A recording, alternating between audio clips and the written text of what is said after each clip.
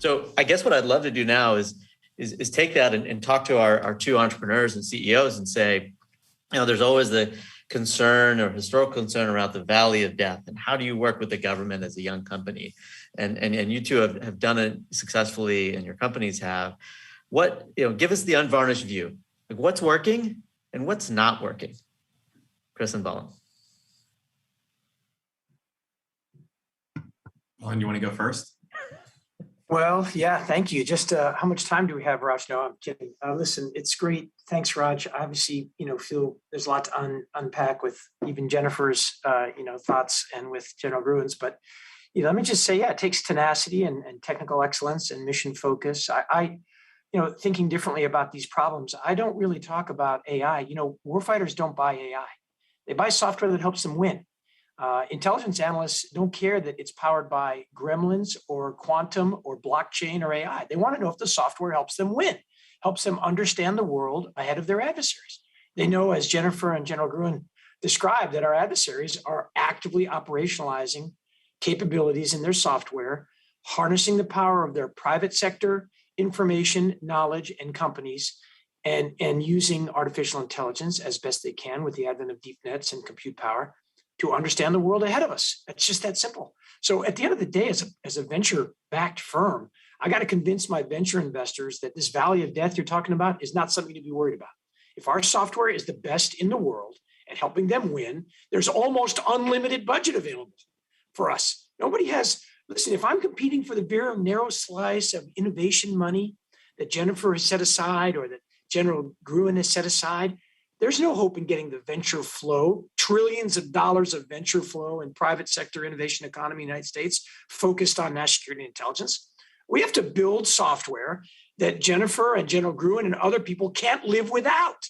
And when we do, forget about the valley of death. They'll be rushing toward us to figure out how they can negotiate to an advantage. These are the smartest people. People talk about the valley of death like the folks in government aren't very smart about how to buy things that they love. Let me tell you, you can't be in their way. If they find something that they love, that they need to help them win, they will move heaven and earth, I guarantee you.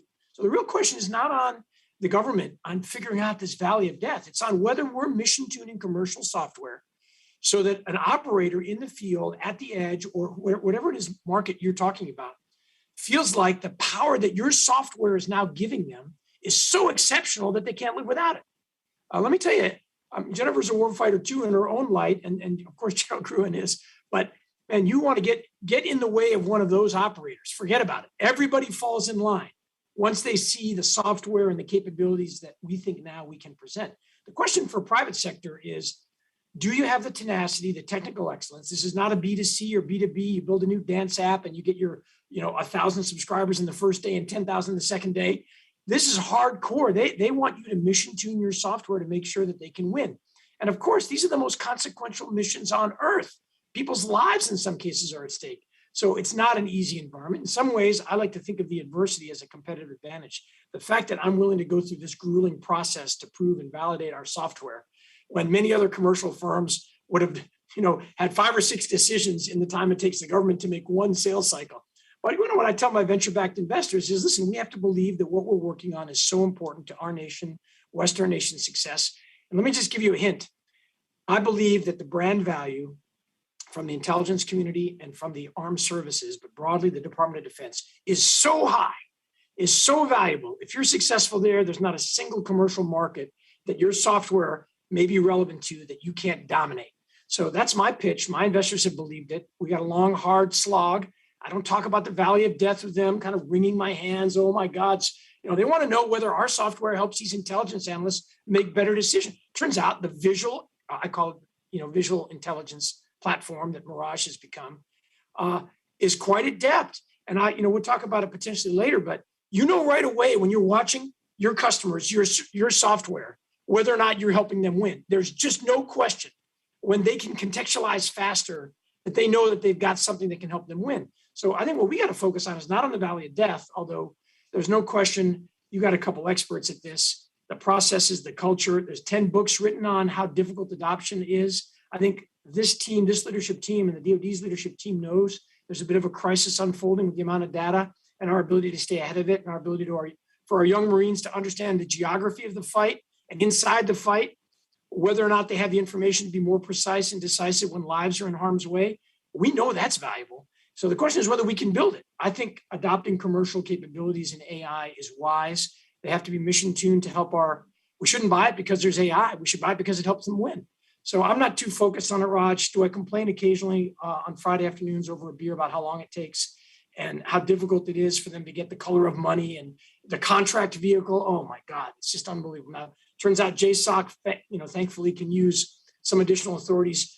Jennifer has extraordinary authorities. She's being very modest, but the intelligence community has extraordinary authorities. If you build something that they believe will help them win, there's no valley of death. There's a valley of joy. So you just got to put your heart and soul and believe that, and you got to build great capabilities harnessed by the power of AI. And by the way, the harnessing by the power of AI, I'm just doing that because we have the commander, essentially the leader of the free world's artificial intelligence efforts on. Nobody, now, because artificial intelligence does have some transparency and ethical boundaries that we want to abide by, it is an important discussion when you deliver capabilities that they know how and why Mirage, in our case, was able to come to those recommendations. But that is not why they're buying it. I'm telling you, they're buying it because you built something that helps them win. Let me stop there. Thanks, Raj. Sorry about that. I got a little carried away with my position, but thanks. Over to Chris. Chris, I love it. All right, Chris. Yeah, actually, I'm gonna. Balan said it perfectly, but I'm gonna hit a different way to look at this. The answer of how to overcome the valley of death is actually sitting in the hands of everybody who's listening to this right now. It's actually going to fall to you. I think that this is a question about courage, disruption, and about the amazing ability to bridge where we are today to where we know that we need to go in a great power competition era, right? I think a lot about that. And all these things that we spend our time talking about, things like acquisition, how do we buy, color of money, what does that even mean, right? To the world outside of the government, nobody even knows what color of money means. Palm cycles, all these things, they are totally unimportant. And so the question is, how do we have the courage, the tenacity to do a couple things? And I think about 4 really big things that are going to enable the shift that is going to make this happen, right? For the general to be successful at bringing artificial intelligence into the operations, into the mission, into the heart of the things that we're doing. What is going to make that happen, right? It's going to take experiments. It's going to take disruption. And by disruption, I want to be very clear. Please, when you leave this call, don't talk about innovation.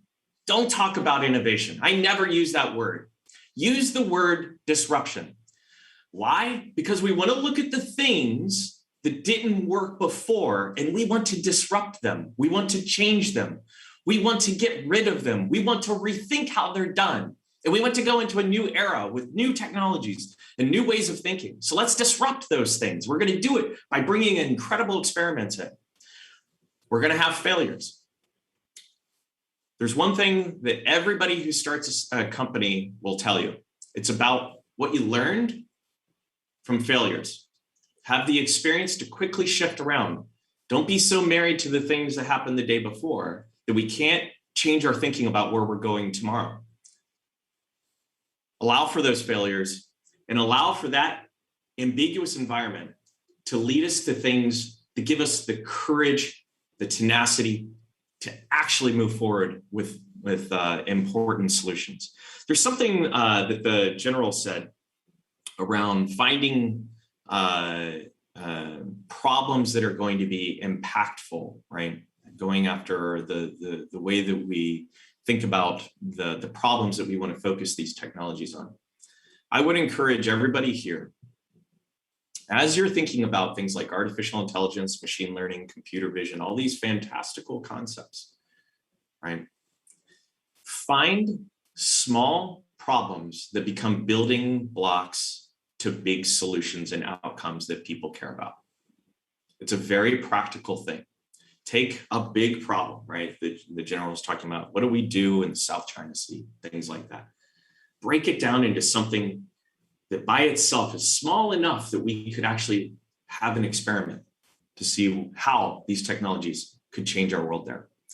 Find successes that give us the courage to start having other successes or failures to quickly move around and shift our thinking around how we're using these technologies. And so when I think about how the valley of death will be overcome, part of it will be about, of course, working with companies like Percipient or Rebellion, right? Those are the types of things that's why we started these companies, because we believe that we need to bring new people who are incredible software engineers and mathematicians and some of the best people in the entire world. We need to bring them into the mission to work alongside you, right? Bring those people into this environment. But we need to make sure that we're focused on the problems that are going to have an impact, and we need to remove all these barriers as excuses for why we can't do it. Like all the stuff that we talk about for acquisition and all that, that should be around how we think about, hey, how do I get to the mission outcomes that Balan was just talking about? I think a lot about that. It is the most important mission in the entire world.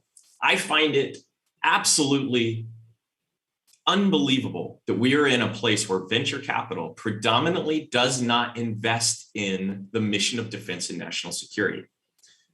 It is a fact today that we do not have enough venture capital going into this area. Why? Because they think that it's hard. So I go back to how I started this answer. How are we going to overcome the valley of death? It's you. It's the people who are listening today. When you walk out of here, it's going to take disruption, experiments. It's going to take a little bit of ambiguity. It's going to take some failures. It's going to take some courage for us to take risks on things that we didn't believe we understood enough, that we learned from them. And I'm not talking about being careless. Please don't ever mischaracterize what I'm saying here as saying that this should be about being careless in our experimentations. That's not it at all. But it's about being calculated, thoughtful, and taking experiments and then finding the successes. But it's going to be up to you. It's going to be up to the people who are listening. And I want to be there with you. That's why we're here. That's why we bring incredible people into this mission. I think it's the most important thing in the world. I think that the security of being able to walk down the street and have that security that each and every one of us feel, well, we know what it's like when it's not there. And that's a sad and scary place. And so I think that it's up to us together to bridge that gap and to bring technology in, especially in the great power competition era. Because I think that also we have some adversaries who don't happen to suck at this, right? They're actually pretty good. I wish that wasn't the case. But we've got authoritarian capitalistic regimes who are actually pretty good at some of this stuff. And we need to think very carefully about how we're going to do some of this disruption that I'm talking about. So that's how I think about it. I think it's going to be up to the people here, and it's going to be up to people like Balan, myself, and many others, and Raj, who's investing in this, to bring in a new era of the software era of defense and technology and hardware in a different way than we had it in the industrial era before us.